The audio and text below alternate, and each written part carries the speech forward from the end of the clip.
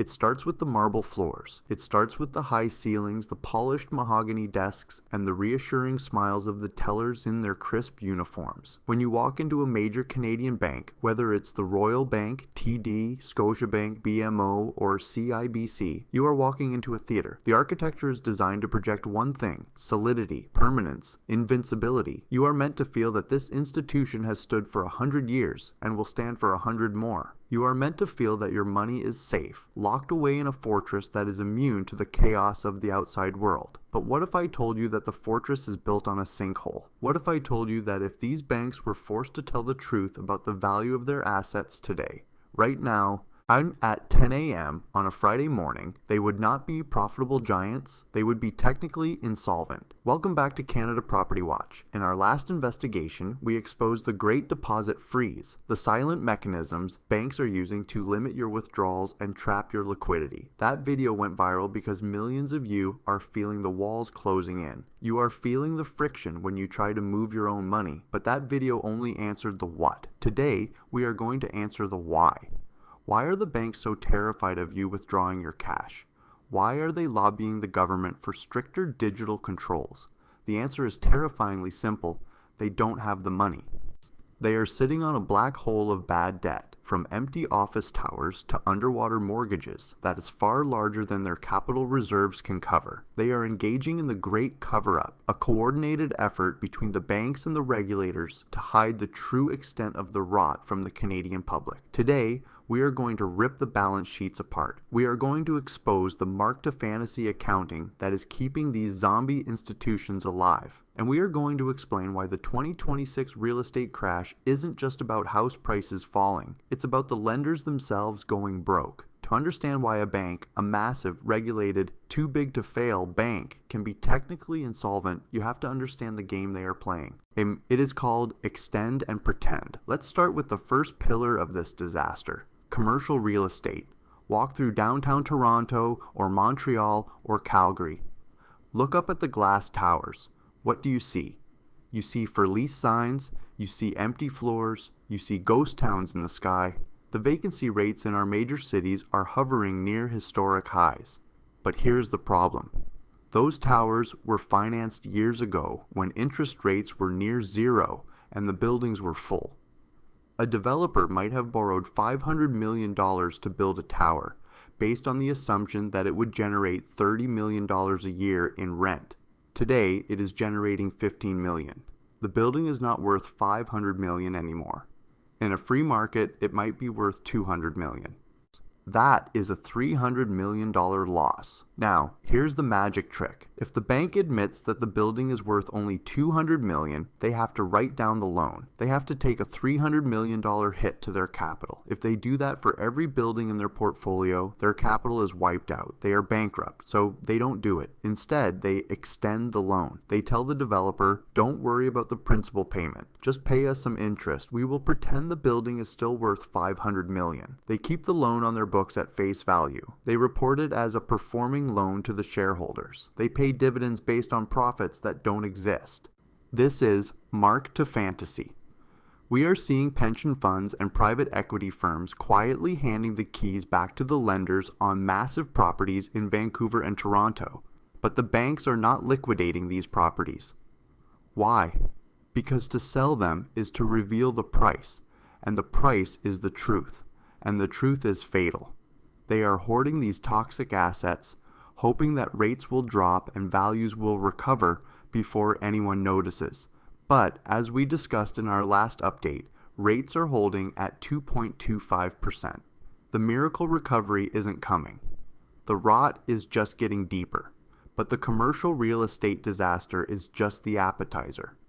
The main course, the toxicity that is going to choke the system, is the residential mortgage market, and specifically the ticking time bomb of 2026. Canadians are sitting on a mountain of variable rate mortgages with fixed payments. For the last 3 years, as interest rates skyrocketed, these borrowers hit their trigger rates. This means their monthly payment wasn't even covering the interest owed. Did the banks foreclose? Did they force a sale? No. They allowed negative amortization. They allowed the unpaid interest to be added to the principal balance. Think about the insanity of that. You have been paying your mortgage every single month for 3 years, and yet you owe more today than you did when you started. You are swimming backwards. We estimate that nearly 20% of the mortgage portfolios of certain big banks are in negative amortization. These are loans that are technically growing larger while the underlying asset, the house, is falling in value. In any honest accounting system, these would be classified as non-performing loans. They would be marked as high risk. The banks would have to set aside billions in provisions, but they aren't doing that. They are counting these as healthy loans. They are counting the interest they aren't collecting as revenue. It is accounting alchemy. They are booking paper profits on loans that are fundamentally underwater. Now, fast forward to 2026. The renewal wall hits. These negative amortization mortgages cannot be extended forever. By law, they have to be reset. The borrower will receive a letter demanding a lump sum payment to bring the loan back on track, or a monthly payment increase of 50, 60, or 70%. This is the solvency cliff. The banks know that the borrowers cannot pay. They know that the rich and broke households we talked about are tapped out. When those renewal letters go out, the default rate is going to spike vertically. It won't be a gradual increase, it will be a shock. And because the banks haven't set aside enough money to cover these losses, because they were busy paying dividends and bonuses, they will be caught naked. This brings us to the concept of provisions for credit losses, or PCLS. Every quarter, you see the banks announce their earnings. They will say, "We set aside $500 million for bad loans." It sounds prudent, it sounds responsible, but it is a drop in the bucket. If the housing market corrects by another 20%, which is the great devaluation scenario we are tracking, and if unemployment rises due to the US trade war, the actual losses could be 10 times higher than the provisions. They are under-provisioning to prop up their stock prices. They are stripping the copper wiring out of the walls to pay the electric bill. And who is allowing this? This is where the great cover-up truly lies. The regulator. The Office of the Superintendent of Financial Institutions, OSFI. Their job is to protect the stability of the financial system. You would think that means forcing banks to be honest about their losses, but in Canada, stability has come to mean secrecy. OSFI has been allowing the banks to use these accounting gimmicks because they are terrified of a panic. They know that if they forced a mark-to-market event, if they forced the banks to value every house and every office tower at its true, but current sale price, the capital ratios of the major banks would fall below the legal minimum. The banks would have to raise capital. They would have to issue shares, diluting value. Their stock prices would crash. Confidence would evaporate. A bank run would begin. So, the regulators and the banks have made a pact. They will delay the truth. They will massage the numbers. They will pray for a soft landing. They are prioritizing the illusion of health over the reality of solvency. But here's the danger for you, the depositor. A bank that is technically insolvent is a bank that is desperate for liquidity. When a bank's assets, loans, are worth less than its liabilities, deposits, it is operating on borrowed time. It needs cash to stay alive. It needs your cash. This connects directly back to the bail-in regime we warned you about. The bail-in law was created specifically for this scenario. It was created for a situation where a bank is failing, but the government refuses to use taxpayer money for a bailout. The legislation allows the bank to seize a portion of its deposits and convert them into equity to recapitalize itself. Think about the logic here. If a bank has a hole in its balance sheet because of bad real estate loans, who fills the hole? In 2008, the government filled it, in the US. In 2026, under the bail-in regime, you fill it. Your savings are the caulk they will use to seal the cracks in their foundation. This is why they are trapping your money. This is why they are limiting withdrawals. They need that capital to remain on their balance sheet to meet their regulatory ratios. Every dollar you withdraw is a dollar they cannot leverage. Every dollar you take out weakens their facade. We are also seeing the cracks emerge in the shadow banking sector, which feeds into the big banks. The private lenders, the mortgage investment corporations, MICs, are freezing redemptions. Investors who thought they had liquid savings in these funds are being told, sorry, you can't get your money out right now. Why? Because the borrowers aren't paying and the properties can't be sold. The big banks lend billions to these shadow lenders. When the shadow lenders collapse, the losses roll uphill to the Royal Bank, to TD, to CIBC. It is a contagion loop, and unlike 2008, which was subprime borrowers with no jobs, this crisis involves prime borrowers with good jobs who simply took on too much debt at the wrong time. It is a systemic failure of the middle class. The technically insolvent label is not one I use lightly. It is a mathematical assessment based on the reality of the asset values versus the loan book. If you lend $1 million on a house that is now worth $800,000, you have lost $200,000. Until you admit that loss, you are living a lie. The entire Canadian banking sector is currently living that lie. The 2026 real estate crash is the catalyst that forces the truth into the open. As inventory piles up, as we see power of sale, listings skyrocket, the market sets the price. The banks can pretend a house is worth $2 million. But if 3 houses on the same street sell for $1 million, the game is over. The appraisers can no longer lie. The risk models blow up, and when the market realizes that the banks are naked, that is when the capital flight accelerates. We are already seeing smart money moving out of Canadian financial stocks. We are seeing hedge funds shorting Canadian banks. They see the data. They see the household debt-to-income ratio of 180%. They see the amortization schedules stretching to infinity. They know this math doesn't end well. So, where does this leave you?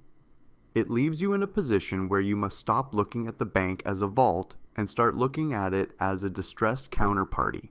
When you deposit money, you are an unsecured creditor to a hedge fund that is heavily leveraged in falling real estate. Would you lend your life savings to a real estate developer who is underwater on every project? Probably not. But that is effectively what you are doing when you leave excess cash in a major Canadian bank right now.